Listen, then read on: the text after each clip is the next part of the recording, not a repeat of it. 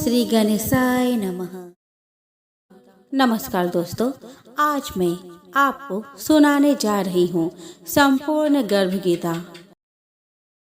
गर्भ गीता की शुरुआत में अर्जुन भगवान से यही प्रश्न पूछते हैं कि आत्मा का पुनः पुनः जन्म क्यों होता है, इस जन्म में उसके क्या कर्तव्य होते हैं, किन पाप कर्मों के कारण यह जीवन में अनेक दुखों को पाता है और किन कर्मों के कारण वह जीवन में अनेक सुखों की प्राप्ति करता है, और अंत में वह कौन सा मार्ग है जिसके द्वारा वह मोक्ष और मुक्ति को प्राप्त करता है, अर्थात वह आत्मा कब भगवान में ही लीन हो जाती है और उस आत्मा का जन्म मरण का सारा दुख समाप्त हो जाता है। परंतु जिसे मुक्ति नहीं मिलती उन्हें अलग अलग योनियों में जन्म लेकर अपने अच्छे और बुरे कर्म को भोगना पड़ता है। अर्जुन कहते हैं, हे भगवान, कृपया बताएं कि जीव जब गर्भ में आता है तो वह किस पूर्व कर्म के कारण आता है। हे मधुसूदन, प्राणी जन्म के पूर्व गर्भावस्था को कष्ट भोगता है और जन्म लेते समय भी असहाय कष्ट पाता है। इसके उपरांत वह संसार में रहकर रोग पीड़ा भोगता है, उसे बुढ़ापा आता है, प्राणी की मृत्यु भी होती है। अस्तु प्रभु जी, कृपया यह बताएं कि वे कौन से कर्म हैं जो प्राणी को जन्म मरण से रहित बनाते हैं। श्री कृष्ण कहते हैं, हे अर्जुन, जन्म मरण का बंधन उन प्राणियों की नियति है जो संसार में लिप्त रहते हैं। ऐसे प्राणी संसार में अनुरक्त रहते हैं, अर्थात संसार के नश्वर पदार्थों से ही प्रेम करते हैं। वे सांसारिक वस्तुओं की कामना करते हैं। प्राणी संसार की माया पाने की चेष्टा तो करता है, परंतु मेरी भक्ति पर ध्यान नहीं देता। इसके कारण वह बारंबार और अनेक योनियों में जाकर जरा मरण का दुख उठाता है। अर्जुन कहते हैं, हे जनार्दन, सांसारिक मोह माया से मुक्ति तो बहुत कठिन है।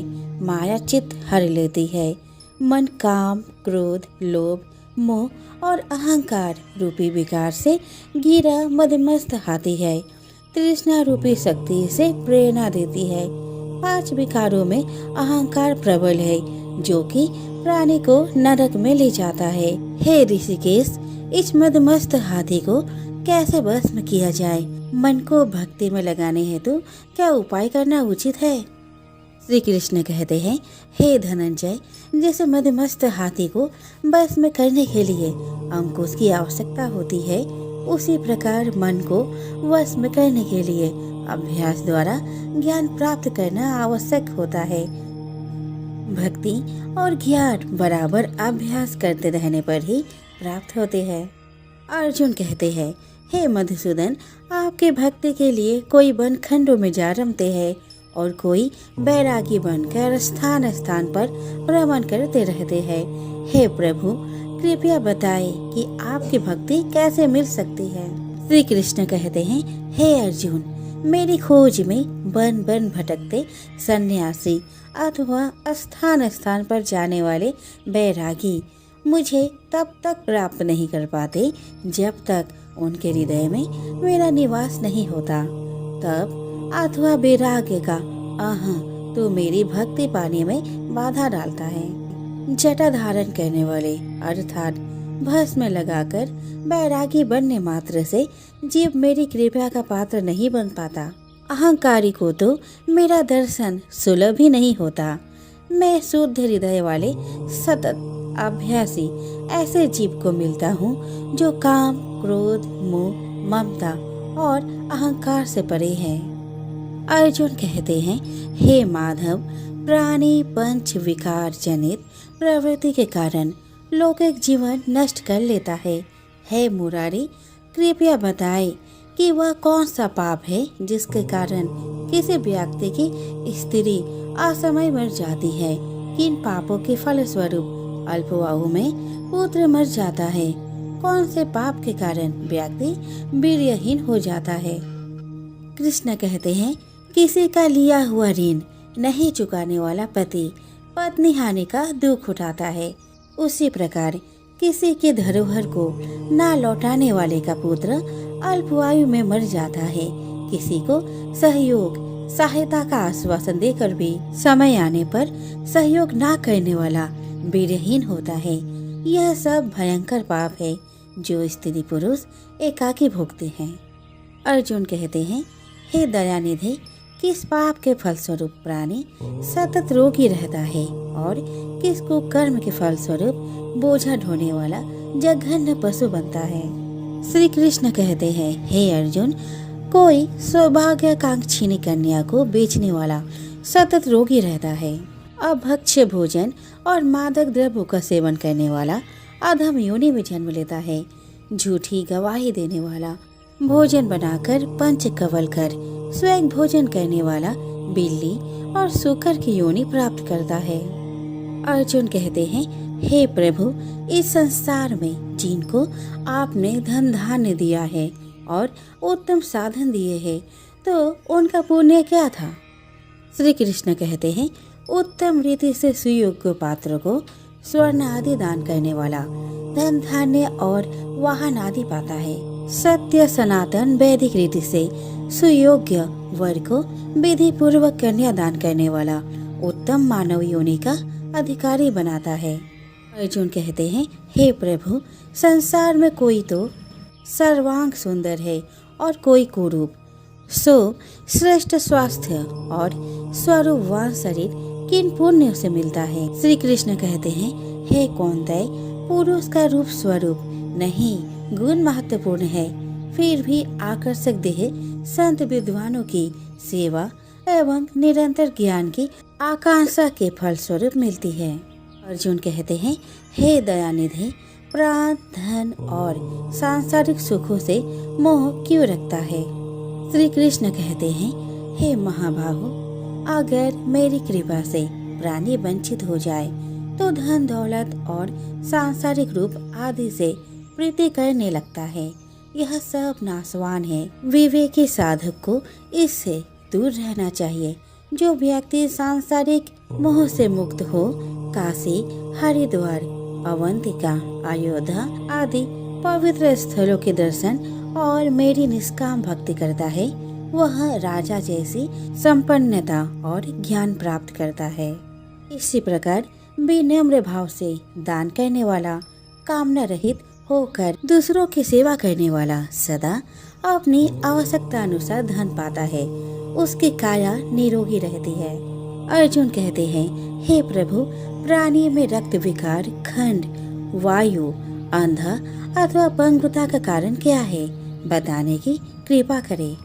श्री कृष्ण कहते हैं, हे धनंजय, मेरी भक्ति से परे माया लिप्त नशे व्यसनों में रत रहने वाला, क्रोधी, रक्त विकार, आलस्य से डूबे, दरिद्र, सिर संयम रहित, खंड वायु जैसे रोग से ग्रस्त होते हैं।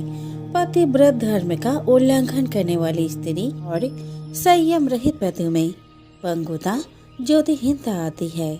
अर्जुन कहते हैं, हे जगत गुरु, कृपया करके गुरु दीक्षा के विषय में कुछ बताए। श्री कृष्ण कहते हैं, हे कौन्तेय, तुम धन्य हो और धन्य है तुम्हारी माता। तुम्हारा ये प्रश्न संसार के लिए कल्याणकारी है।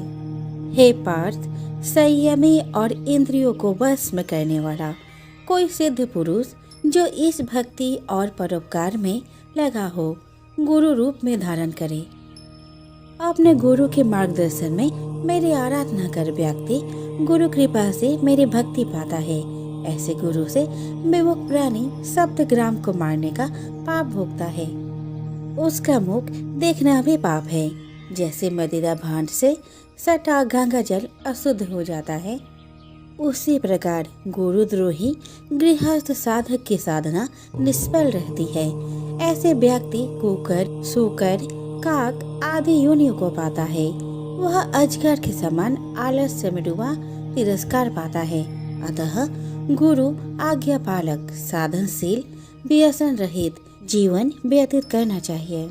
हे धनंजय, गुरु दीक्षा बिना साधक का उद्धार नहीं होता है। मेरी भक्ति की इच्छा करने वाले को गुरु धारण करना उत्तम है। जैसे नदियों में गंगा, व्रतों में एकादशी और जीवों में मनुष्य तन श्रेष्ठ है, उसी प्रकार साधक की सिद्धियों में गुरु कृपा श्रेष्ठ है। गुरु सेवा का फल अश्वमेध यज्ञ से भी अधिक फलदायी है।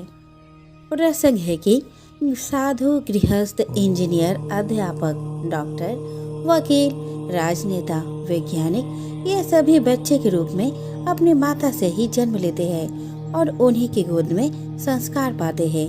अतः यदि माताएं शुद्ध संस्कारी होंगी तो बच्चे भी शुद्ध संस्कार प्राप्त करते हुए बड़े होंगे।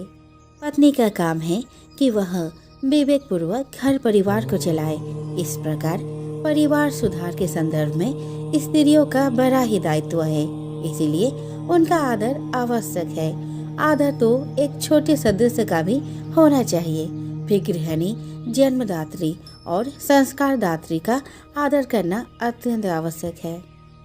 वृद्धों का शरीर बल लूट जाता है, परिवार पर उनका शासन भी धीरे धीरे हट जाता है। अतएव अधिकतम वृद्धों के मन में निराशा, रूखापन और असंतोष उत्पन्न हो जाते हैं। इसीलिए वृद्ध धीरे धीरे थोड़े चिड़चिड़े हो जाते हैं। उनकी थकी दृष्टि में चारों ओर सूनापन दिखाई देता है। अतः परिवार के स्वजनों का कर्तव्य है कि वे वृद्धों का पूरा सम्मान दें, उनकी सेवा और आदर करें। परिवार वाले वृद्धों को यह अनुभव न होने दे कि उनका उस घर में कुछ नहीं रहा। वृद्धों को ऐसा लगे कि परिवार वाले हमारे अनुगामी हैं। दूसरी बात, 10 दिनों बाद तुम भी वृद्ध हो जाओगे।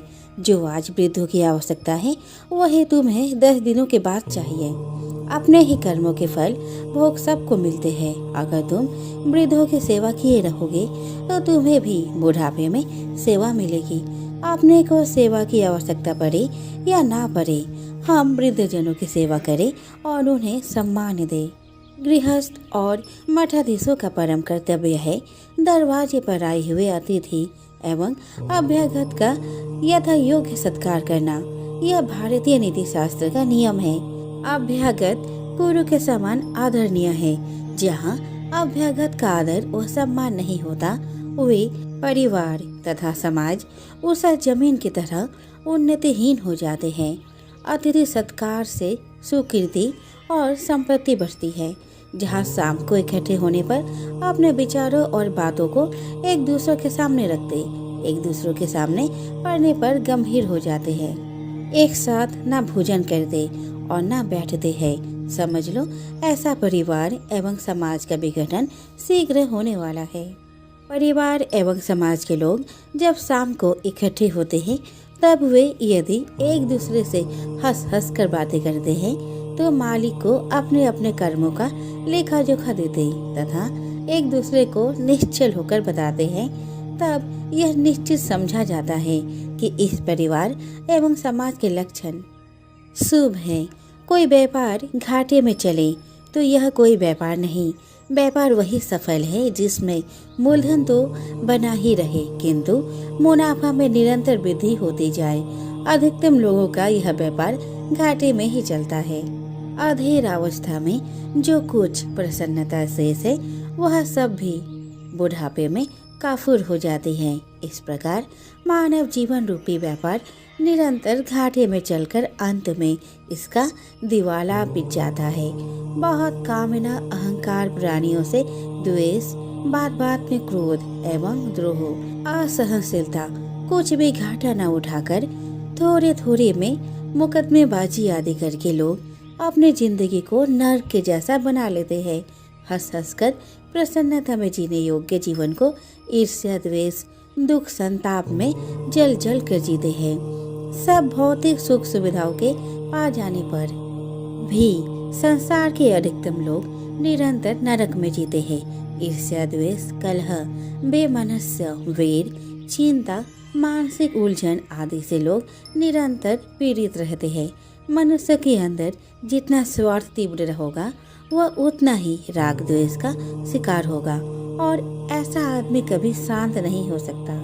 धन चाहे थोड़ा हो परंतु मन पवित्र हुए बिना जीवन में सुख नहीं मिलता। मन की पवित्रता के लिए संतों एवं सज्जनों की संगति और मन में शुद्ध और अच्छे विचार चाहिए। जीवन का आखिरी हिस्सा बुढ़ापा है। कहा जाता है कि अंत अच्छा तो सब अच्छा, परंतु दुर्भाग्य है कि अधिकतम लोगों का बुढ़ापा सर्वाधिक दुखपूर्ण हो जाता है।